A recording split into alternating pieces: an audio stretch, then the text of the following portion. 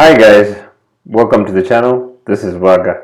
We're going to continue building our app, and we're now bearing down on the final sections of building it. We're going to build a message widget that is going to contain one of these messages that you can see here with the timestamp, the information, the photo, and whatnot.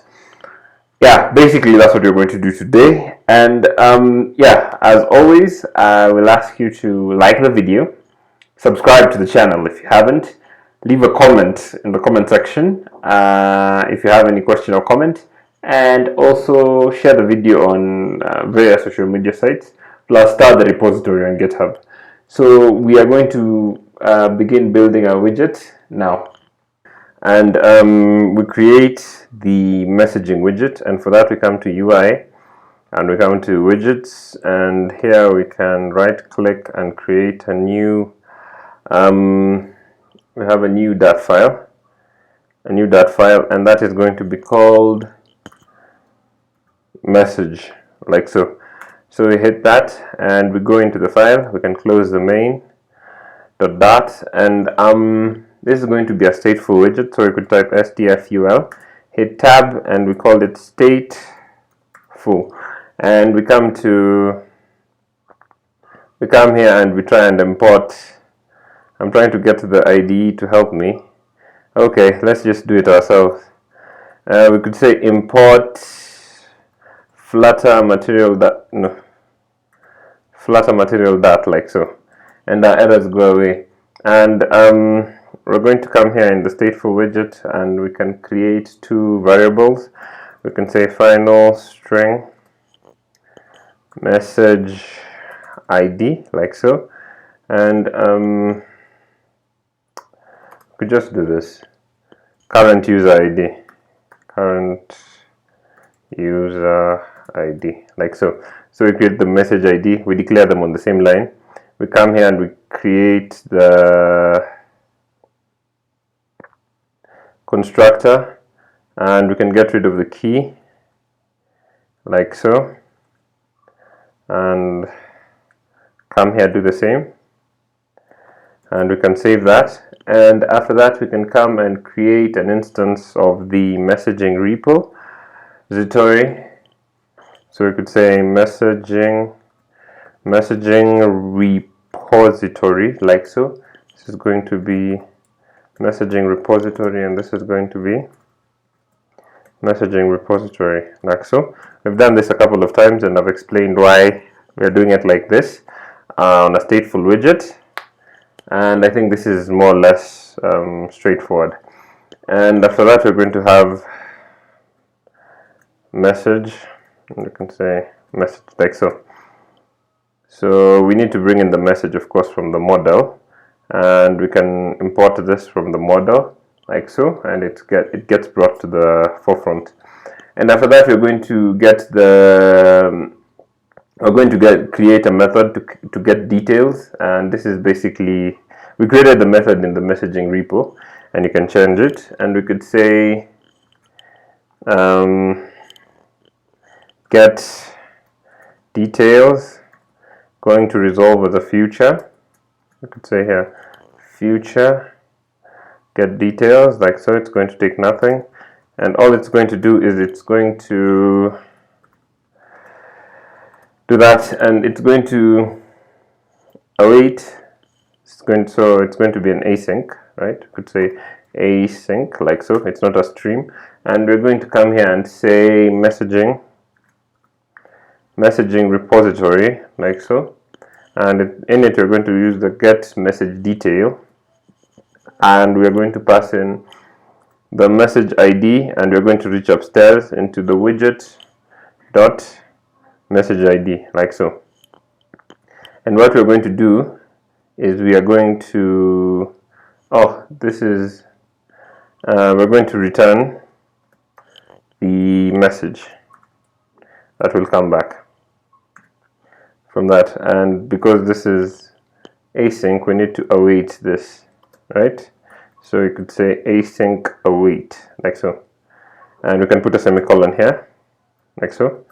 Save, and it's going to format it a bit for us. Yeah, so basically we've done that, and now we can continue from there. Continue, And first thing is we get the media query, the size. So we could say size.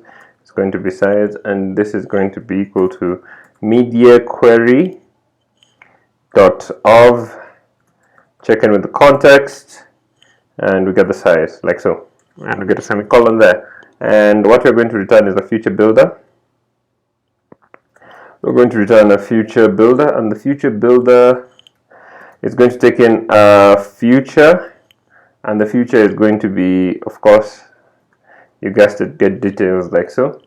And the builder is going to take in the context of build context, and also the snapshot like so.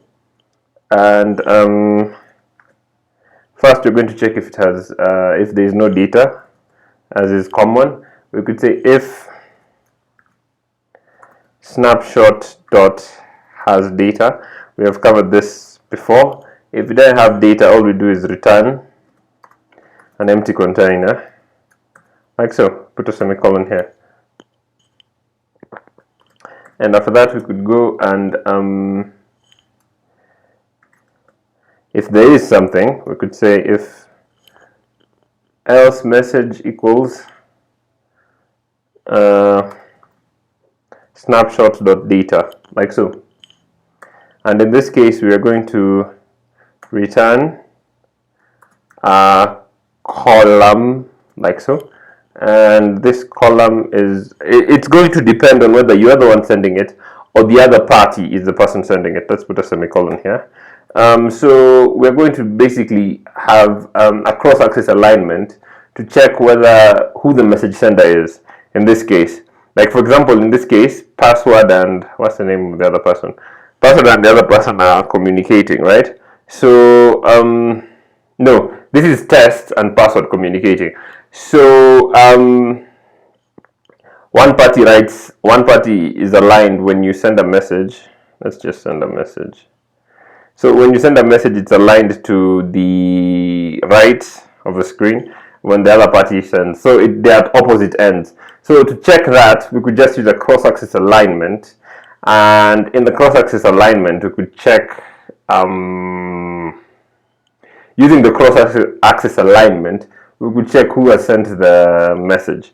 And after we check, we can decide which side of the screen the message appears in. Basically that. So we could come here and get the cross-axis alignment. Remember, cross-axis alignment is aligned orthogonally to the current alignment of what you're doing. What that means is that in a column, the cross-axis alignment is vertical, right? And in a row, the cross-axis alignment is no, in a column, it is horizontal, the opposite, right? And in a row, it is vertical. So basically the opposite. Column going down, so cross-axis alignment is going across. And a row going across, the cross-axis alignment is going up and down, right? So basically, I think we have explained that bit of coding, and you can understand the idea behind it. So you could say message.repository, and we're going to get the sender ID, and we're going to check if it is the widget.current user ID, if it's the current user. Basically, that's what we're going to check. And based on that, we're going to have a ternary like so.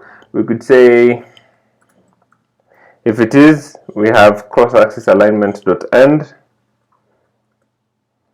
and if it isn't, we have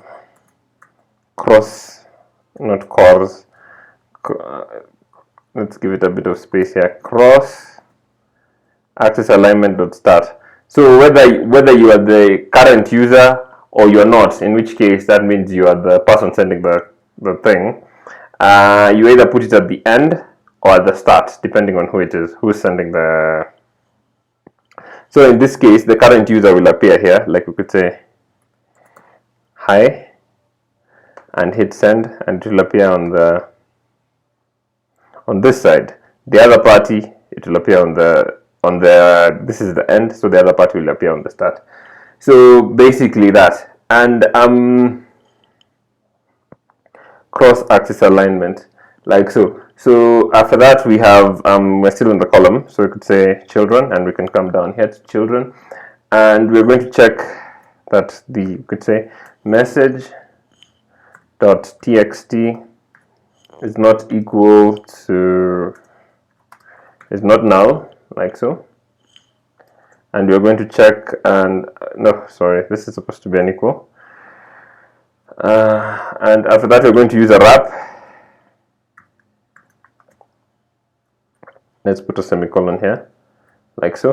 And we're going to use a wrap, and we're going to say cross-axis alignment is wrap cross alignment dot start. We could say wrap close alignment dot start, like so. Maybe I should do a series where I go through all, are there 140 widgets and how they're used, and yeah, basically, and that could be something to look at, so that you can look at wrap doesn't get as much coverage, but it was like the very first ones. If you look at the videos, it was the very first one that thing covered, so it's really, really important. And basically it takes the widgets under it, and if there's still space, it just squeezes them onto, it tries and makes space by going to, like, for example, if you are arranging rows and they run out of space in the column, it just goes on to the next deck. Basically, just check a video, go to the Flutter YouTube, and you can see the video, and it explains it pretty well, what wrap does. So here we could say direction is axis.horizontal, like so. And the children, we're going to come here and say, we're going to check if the message dot sender ID is the current user. We're going to check if it's the widget dot current user ID, like so. And after that we're going to have, you guessed it, why is this complaining, conditions. Okay, we haven't done it. This is going to be let's give it some space. We could say padding, like so. Oh, sorry, you're supposed to put 2, like so. Yes, so we say padding is edge inserts.symmetric, like so. And we're going to say vertical is going to have a size dot, we're going to calculate the height, and you're going to multiply this by 0.01, like so. And the padding is going to have a child, so let's come here and say padding, no, it's going to be child. The child is going to be a text, like so. And the text is just going to be basically our, what's it called, our timestamp, like so. So we'll continue from there. There are 2 things I wanted to do in this finalized version that I've done. You could send empty messages, as you can see, and also the timestamp is not very good. If there's a time that where the minutes are, I think I've explained this before. I have actually, with the chart widget, where we look at the minutes. If the minutes are in single digits, right, you're going to have something that looks like 9.3 rather than 903, or 9.5 rather than 9.05, like so. So what we wanted to do is we get the timer.go package, which we added, and we could use that so that it can give us a time that is more in line with what we see in messaging apps like WhatsApp and other messaging apps, right? So basically that's what we're going to do. So what we're going to use here is the same thing we did in our, what's it called, in the chat. I believe it's a chat widget. Yeah, it's a chat widget, like so. So what we could say here is how we could solve this issue is we could come and get the message, and we say dot timestamp. We get the timestamp, and for the timestamp we could get to date, like so. And then after that we could come here and we could, let's wrap this, let's wrap it, like so. And we come here and we type in the time ago format. We say time, no, we have not brought it in, right? We need to bring it in. So we could come up here and we say import time ago as time ago, like so. And we can give ourselves a bit more real estate, come back down here, and we say time ago dot format, like so. And yeah, and our errors go away.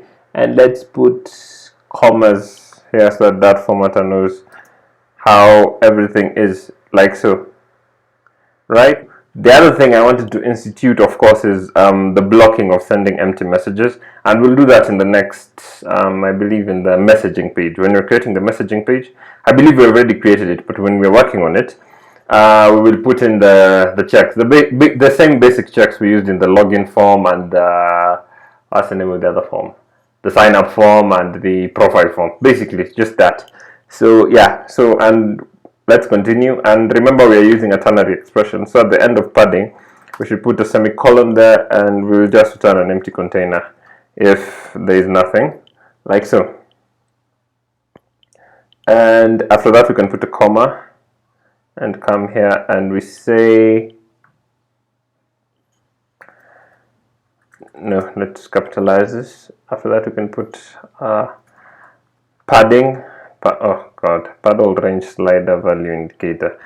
Okay, I've never used that one, to be honest.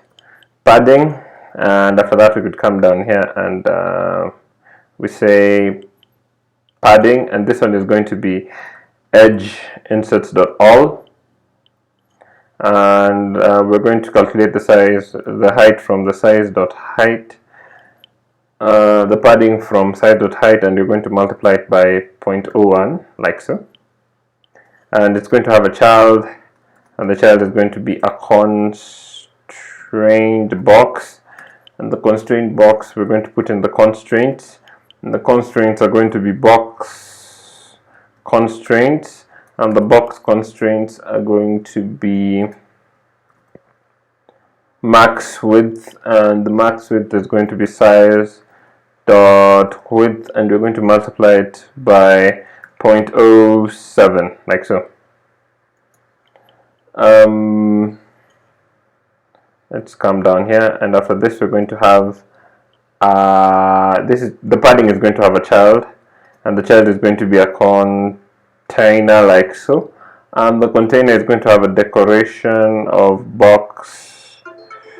Let me just minimize that. It's going to be a box decoration, like so.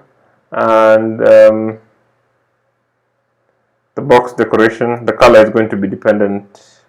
It's just going to be dependent on who it is, right? Who is typing it. Like, let's go up and see. You see, this color and this one are slightly different. Yeah, they're slightly different. At least to my eyes, they are. And we could say a color is going to be. We're just going to use the same. Whether the message sender, we're going to use the same ternary basically to give the messages color, like so. So we could hit copy, come here and paste, like so, and we're going to check who is sending the message, and the color, if the person sending the message is us, we want the color to be we could say background color from the constants. We built that a couple of videos ago. And if not, we want it to be what color do we want it? Does this blue-gray thing work well? And what could be the opposite instead of gray? Is there enough contrast between the two? Let's just make it. We'll come back if it doesn't work. Let's say colors dot gray, and make it a very anemic gray. We could say 200, like so. And after that, we could say border radius. We could give it a border radius. The border radius is going to also depend on basically the same thing. So we could come here and copy this line, like so. Come copy, put it here like so. We say and of course it's a ternary, so we could come down here and we say border radius dot only, border radius dot only, this one like so, and this one is going to be top left is radius dot circular, the radius dot circular, and this is going to be size dot height, and we're going to multiply it by 0.02 like so. And wait, this is going to be radius dot circular. This is supposed to be assigned to the for that, and then top right, and that's the top left, and after that we could go to the top right. The top right is going to be basically the same. Right, so we are going to be putting what's it called? This corner, the corner is going to be sharp on one side, right? Like so, like you see here, we have the corner sharp on our side, and here we have the corner sharp on their side, depending on who is sending. So it's just going to, that's what this line does basically. And so we're going to have the radius to circular in 3 of them, right? And for that we could copy, let's just copy this.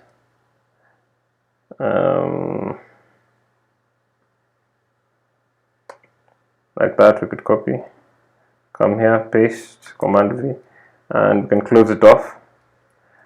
So the top right is going to be that, and the bottom left is going to be more or less the same. Command V, like so. Put that, so bottom left is going to be radius like that, and yeah, and after that we're going to have the, what's it called, the opposite of this basically, and we can copy this. It's going to be the border, we could just get the entire border radius like so. Let's just copy this and change it. Copy, come down here, paste it. Why can't it, I wish it would like break it down so we can see it a bit better. And here it's going to be bottom right rather than bottom left if it's the opposite, right? Because remember this this semicolon is for the ternary, right? So here it's going to be bottom right like so. We can hit save and it doesn't give us a bit more. Okay, like so. So yeah, we continue from there. And I think the best way to deal with this this morass of code that is not formatted is to see the problem. The problem is to look at the problem and try and correct it. So before we continue, first we know that we have we're checking here if the message is null, and then we're having a wrap, and at the end of the wrap we have in the wrap, this is a ternary expression, right? So it's expecting something in at the end of the other, what's it called, the other condition, right? The what to render if the condition is false, right? So to sort this out so that our code is all formatted, we could hit a semicolon there and just return a wrap. We will deal with it later, and hit save, and our code is formatted like so. So from there we can continue, and let's put in the commas so that formatter can work better like so, and basically that is that. So let's continue from there. At the end of the box decoration, still in the container, we would come here and say child. The child is going to be whatever text has been passed along. So we could say the child is going to be text like so, and it's going to be message.text, and the style is going to be text. Where is the style? Text style, like so. And the text style, we could just say the color is going to be dependent on the usual.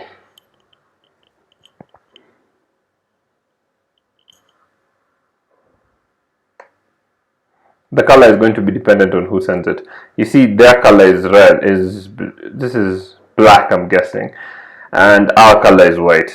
So basically, we could use the same ternary, and we could check who the message sender is, like so. Come here and copy this. Okay, it's a bit unwieldy because of the line. Have the ternary come here, text style, and we're going to check who sent the message. Okay, that's why is it so oddly, like so. And we have the ternary, text style, and this is supposed to be color. This is going to be color, and the color is going to check colors.white for us, and colors dot, I don't know how the black will play out with the gray, but we'll see it. Colors dot black, like so. So basically we do that, and we come to the text, the container, the constraint box, the end of padding, to the end of the padding, like so. Still within the wrap, of course, and we can put a comma there, and we could check again, hit our favorite ternary. Let's make it one line. It makes sense if it's one line. And we're going to either have a sized box or the padding. So put a sized box so that you can space them out. So we're going to have a sized box, like so. And here we're going to have padding, like so.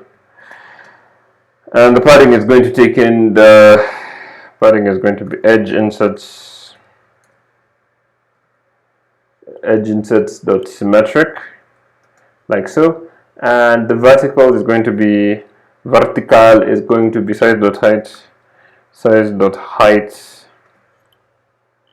and it's going to be 0.01, like so. And we're going to have a child.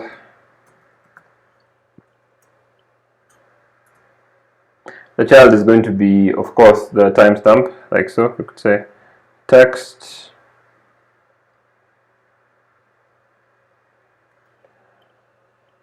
and it's going to be message.timestamp, and we're going to go to date, like so, and we're going to wrap it, of course. Come back here,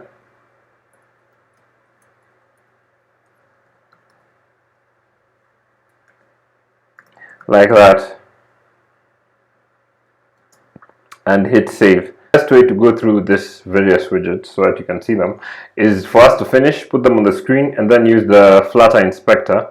It's not currently running, to go through the widgets and see where everything is, how the clip rect modifies the image. But primarily this was not a UI course, but we could also go through it and have a look at them. So basically that can be, I think that can be done towards the, but we would have to first show it on the screen. So we could consider that. And to continue, we would come to the second wrap, like so. Like I said, we're going to go through all this.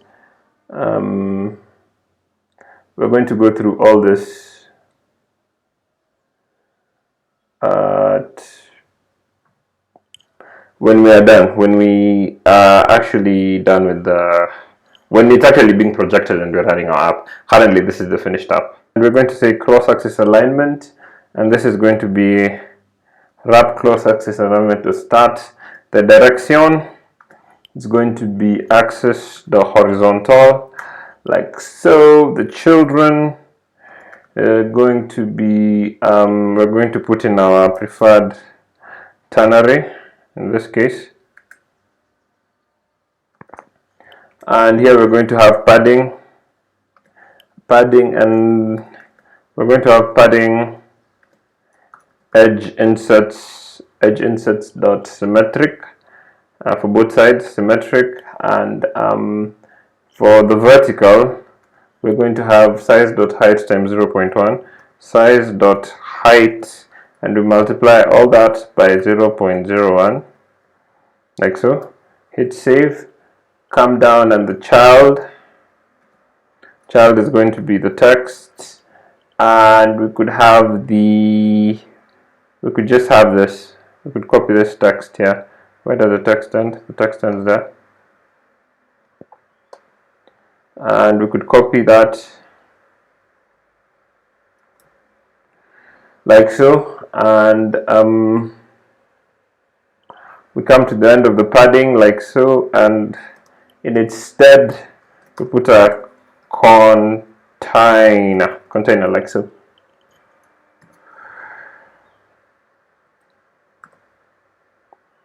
Let's remove that, and we put a container like that.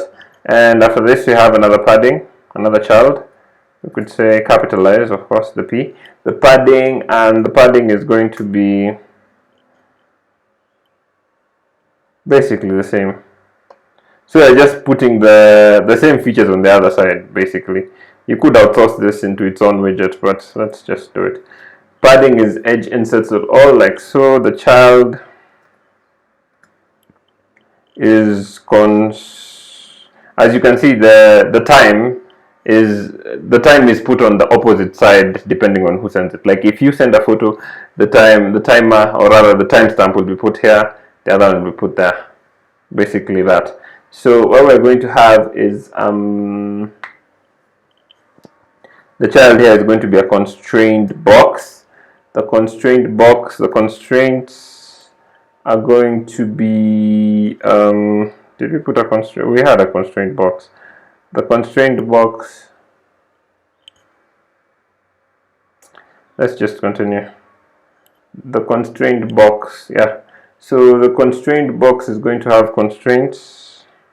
The constraints are going to be box constraints like so, and the max width is going to be size.width like so, and we multiply it by 0.7 like so, and we go to max height is size.width, and we multiply it by 0.8 like so. After that, after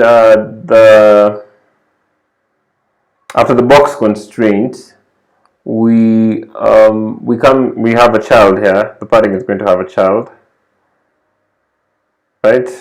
Or rather, yeah, it's going to have a child like so. Or rather, the constraint box is going to have a child. So the child here is going to be a container like so, and we come here and it's going to have a decoration, and the decoration is going to be box decoration like so. The box decoration is going to have a radius, border, and the border is going to be border dot all, and the color is going to be background color like so.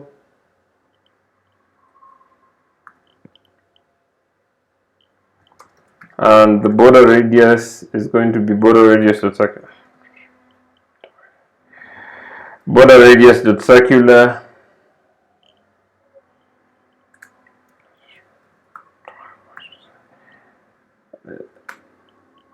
size dot height, and we multiply it by 0.02.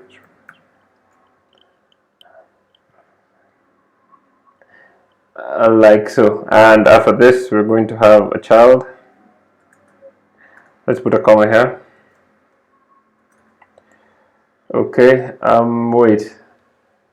border radius, border box decoration. We get to the end of the box decoration still in the container, and then we can have our child. Our child is going to be a clip R, and this is for the image, clip R rect, like so. And the clip R rect is going to have a border radius, and the border radius is going to be border radius dot circular, and that is going to have a size dot height, and we're going to multiply it by 0.02, like so. And its child is going to be, we're going to import the photo widget, the photo widget, yeah, like so. And the photo link is going to be message dot photo URL, like so. Yeah, and after that we're going to come to the end of the padding. We're going to come to the end of the padding right here, and we're going to say, put in our favorite ternary, like so. No, sorry. We could just type it out. Say message dot sender ID equals widget dot current user ID, like so. We check, and then we have a ternary, and we're going to have the sized box, like so. And after that, padding, and here it's going to be padding, it's going to be edge inserts dot symmetric, like so. And it's going to have a vertical. The vertical is going to be size dot height, and we multiply this by 0.01, like so. And we come to the end of it, and we have a child, and the child is going to be a text with the time, of course, text with the time. And we could come and just borrow that. We could come here and borrow the time ago, copy it, come to the text, paste it like so, and that's sorted. And so basically this is our, at long last, we have our message widget, like so. Is what we're going to use here. I think the best way to go through all this is to, like I said, run it and then inspect it. That would be a lot faster, and it would clearly show what goes where and what goes where.